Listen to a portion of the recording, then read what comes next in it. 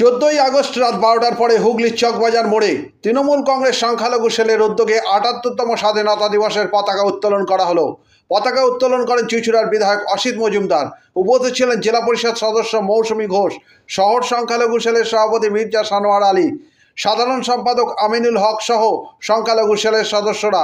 পরে ৭৮তম স্বাধীনতা দিবস সম্পর্কে জানান শহর সংখ্যালঘু সেলের সভাপতি মির্জা সানোয়ার আলী।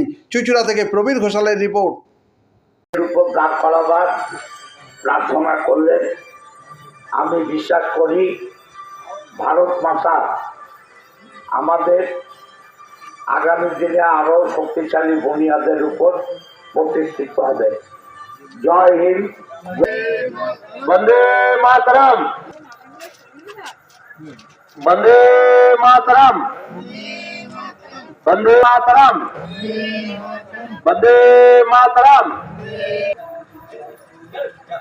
চলে এসো, নাম তো জানি না আমি। এই বৌমা চলে এসো, জামালি সব বিয়ে করে দাও। রানা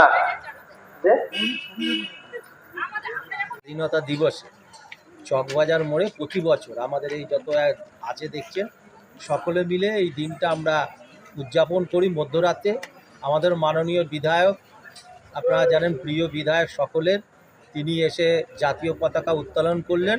আর দলীয় পতাকা আমার অত্যন্ত স্নেহধন্যা বোন জেলা পরিষদের সদস্যা মৌসুমী ঘোষ, তিনি আমাদের দলীয় পতাকা উত্তোলন করলেন।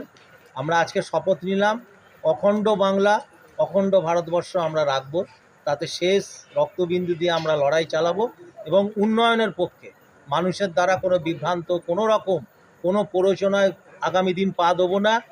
বা যে অস্থিরতার সৃষ্টির একটা চেষ্টা চলছে বাংলা জুড়ে, আমরা সবই বুঝি, আমরা খুব কড়া হাতে দমন করবো এই অস্থিরতাকে। আমরা এখানে কাউকে রেয়াত করব না। আমরা মমতা ব্যানার্জির সৈনিক, তৃণমূল কংগ্রেসের সৈনিক। আমরা এইদিকে সতর্ক দৃষ্টি আছে এবং আমাদের যত কর্মী আছে আমরা একটা নির্দেশ দিয়েছি বা তাদেরকে বলেছি, ফেসবুকে উল্টোপাল্টা পোস্ট কোনো দেখলে সঙ্গে সঙ্গে প্রশাসনের দ্বারস্থ হবে এবং আমরা সতর্ক থাকবো, প্রশাসনকে জানাবো।